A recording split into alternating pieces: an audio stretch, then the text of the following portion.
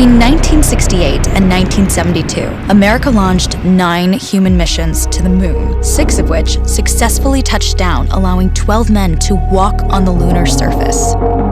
NASA's next chapter of lunar exploration, called Artemis, has the task of not just going to the moon to create a long-term human presence on and around it, but also to prepare for ever more complex human missions to Mars.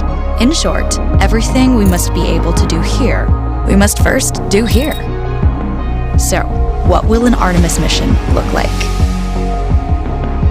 Everything is designed and tested with our most important element in mind, the astronauts. This is their deep space, human-rated spacecraft called Orion, built in 3 parts. The crew module, where up to 4 astronauts will live and work throughout the flight. The service module, with life support systems for the crew and its own engine and fuel reserves. And a launch abort system, with engines capable of pulling the crew module to safety during launch should anything go wrong. To accomplish the task of launching our crew and heavy payloads, NASA is building the Space Launch System, comprising of a cargo hold, an exploration upper stage, a massive core stage, and 2 extended solid rocket boosters. Altogether, this is the world's most powerful rocket, and it exceeds the legendary Saturn V of the Apollo era in numerous ways. Sitting on the launch pad, the entire rocket, fully fueled, weighs just over 6 million pounds, 5.2 million of which is just the fuel. Once ignited, there is no stopping what comes next. All 4 RS-25 engines and the 2 solid rocket boosters come to life, thundering our crew upwards. 2 minutes after ignition, the solid rocket boosters are spent and released. 8 minutes after launch, the core stage is depleted and separated.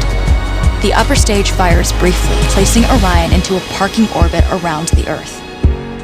Here, the crew reconfigure the spacecraft and check systems to confirm everything is ready for deep space travel.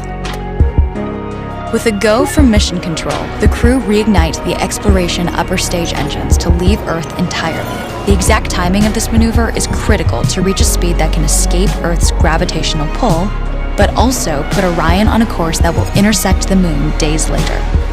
Once this burn is complete, the upper stage of the SLS is jettisoned and the crew aboard Orion coast for several days toward all that awaits them at the moon.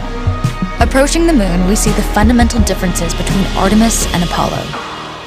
Instead of requiring Orion to serve as an expendable lunar command module or to carry a constrained lunar lander, the Artemis missions will take advantage of a different approach: pre-staging. Everything needed for lunar missions will be positioned in advance by commercial and international partners. This includes rovers, science experiments, and human-rated systems on the surface. But it also includes a dedicated lunar station in orbit around the moon called Gateway. Here at this station, we can pre-stage a robust lunar lander and establish a strong communications relay. Designed with open standards, the Gateway can be expanded as new missions and partnerships develop, allowing multiple human missions on the moon at the same time and enabling ongoing science to be conducted even between human missions. The Gateway is also capable of adjusting its orbit to allow access to every part of the moon, something the Apollo missions could not do.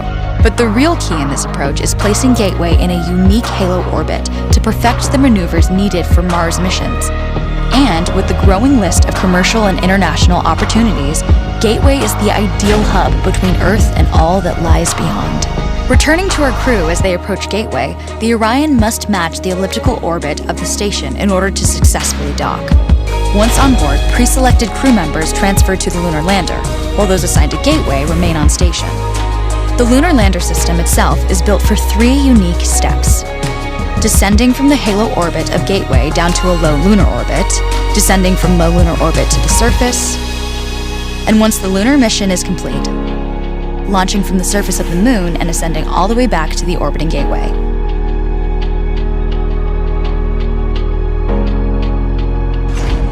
Once back aboard the Orion spacecraft and undocked from Gateway, the crew fire their engine once to break out of the halo orbit and once again to sling the spacecraft around the moon, placing it on a multi-day trajectory back towards Earth.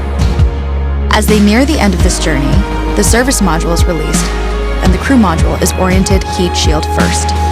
Entering Earth's atmosphere at 25,000 miles per hour, the friction of air slows Orion considerably, while also subjecting it to temperatures of 5,000 degrees.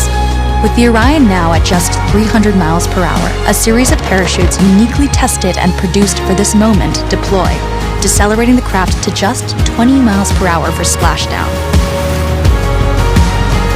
With each successful mission, Artemis ushers in the next wave of men and women to explore our moon and prove that together we are ready to go beyond.